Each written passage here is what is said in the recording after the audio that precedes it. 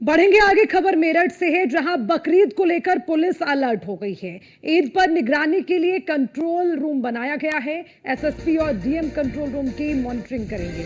निश्चित तौर पर अब बकरीद को लेकर पुलिस प्रशासन का अलर्ट रहना जरूरी है, क्योंकि ऐसे मौकों पर अक्सर सौहार्द और माहौल है उसको खराब करने की कोशिश की जाती है। इसी के चलते एसएसपी और डीएम की ओर से कंट्रोल रूम की मॉनिटरिंग की जाएगी। कंट्रोल रूम बनाया गया है और कल बकरीद का पर्व मनाया जाएगा। सड़कों पर पुलिस भी नजर आएगी। पुलिस का पूरा चक्रव्यूह पहरा देता हुआ नजर आएगा।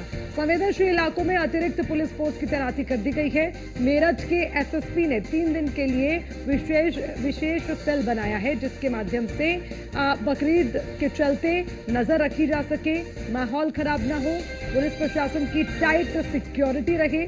निश्चित तौर पर इन तमाम चीजों को देखते हुए पुलिस प्रशासन ने अपनी एक अलग तैयारी की है और इस पे मोर्चा संभाला है एसएसपी ने, क्योंकि एसएसपी ने इसके लिए एक विशेष सेल बनाई है और जिसकी एक मुख्य तौर पर जिम्मेदारी होगी कि ये बकरीद का पर्व पूरी तरह से शांति प्रिय ढंग से निपट सके। आप देखेंगे ये खाकी का जो पूरा मोर्चा है संभाले हुए सड़कों पर पूरा काफिला निकल रहा है। इसका कारण बस ये है कि जो पुलिस का चक्रव्यूह पहरा है वो यूं ही सड़कों पर लगा रहे। संवेदनशील इलाकों में पुलिस फोर्स की तैनाती है।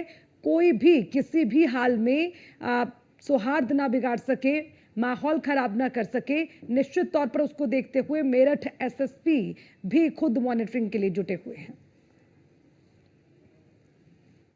तारीख को बकरा ईद का त्यौहार है और उस त्यौहार के अवसर पर पुलिस और प्रशासनिक अधिकारी की ड्यूटी जहाँ जहाँ मुख्य ईदगाह है या मस्जिद है उन जगहों पे लगा दी गई है, सेक्टर और जोन बना के। और प्रकाश की व्यवस्था, सफाई की व्यवस्था, ड्रिंकिंग वाटर की व्यवस्था, जो जानवर काटे जाएंगे उनके ट्रांसपोर्टेशन की व्यवस्था, कवर्ड ट्रांसपोर्टेशन, ये सब व्यवस्था नगर निगम के द्वारा की जा रही है। बिजली की भी समुचित व्यवस्था रहेगी। इसमें सबसे बड़ा इशू ये रहता है कि कोई भी प्रतिबंधित जानवर जो है नहीं काटा जाए। इसके संबंध में स्पष्ट रूप से थाना स्तर पर भी बैठक हो चुकी है, सेंट्रल पीस कमेटी की बैठक हो चुकी है और आपके माध्यम से पुनः मैं सभी संबंधित को अवगत कराना चाहता हूँ कि कोई भी प्रतिबंधित जानवर किसी भी दशा में काटने की अनुमति नहीं है और न काटा जाए। दूसरी बात है कि जो जानवर जो अनमन है जो काटे जाते हैं उनको ट्रांसपोर्टेशन उनको ढक के किया जाए, उनके अवशेष इधर उधर न फेंके जाए। नगर निगम से हमने अपेक्षा किया है कि वो एक जगह डस्टबिन में उसको इकट्ठा करें, फिर कवर्ड करके फिर ट्रांसपोर्ट करें, ताकि किसी की भी जनभावना को कोई आहत। मेरठ में बकरा ईद को लेकर के पुलिस व्यवस्था किस तरह से रहने वाली है, फिलहाल हमारे साथ एसएसपी बात कर लेते हैं। सर, किस तरह से कल बकरा ईद का त्योहार है, सुरक्षा व्यवस्था किस तरह से रहने वाली है, संवेदनशील इलाकों में पुलिस फोर्स किस तरह से तैनात रहेगी? जी, इसमें कल ईद के त्योहार को देखते हुए हमने सभी पक्षों के साथ पीस कमेटी की मीटिंग की है, जनपद स्तर पर की है, थाना स्तर पर की है और सभी अधिकारियों ने अपने स्तर पर अलग-अलग वार्ता भी की है। जो पुलिस बल है उसको पीएसी, हमारी civil police, traffic police, LIU की टीम सभी लगाई जा रही है, सबकी ड्यूटी लगी है और प्रयास यही रहेगा कि जो नियम हैं उनका पालन करते हुए शांतिपूर्वक ये त्योहार को संपन्न कराया जाए।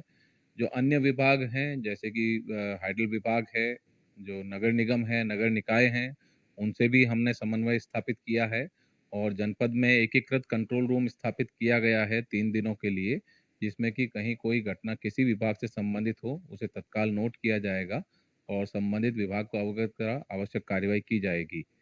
जो पशुओं के अवशेष हैं और जो पशु पैठ हैं, उनको लेकर भी आवश्यक दिशा निर्देश दिए गए हैं और सभी पक्षों से इससे अवगत भी करवाया गया है।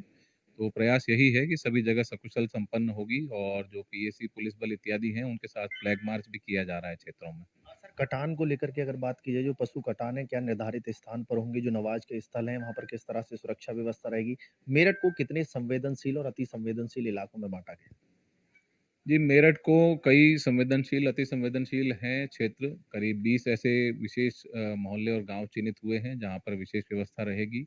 साथ ही में जो निर्देश हैं, वो स्पष्ट सबको बताए गए हैं कि सार्वजनिक स्थानों पर कुर्बानी ना हो, प्रतिबंधित पशुओं की कुर्बानी ना हो, सड़कों पर नमाज ना हो और जो आवश्यक दिशा निर्देश हैं, अवशेषों को लाने ले जाने के बारे में संबंधित विभागों को और जन सामान्य को भी सूचित किया गया है, इसमें एहतियात बरतने के लिए।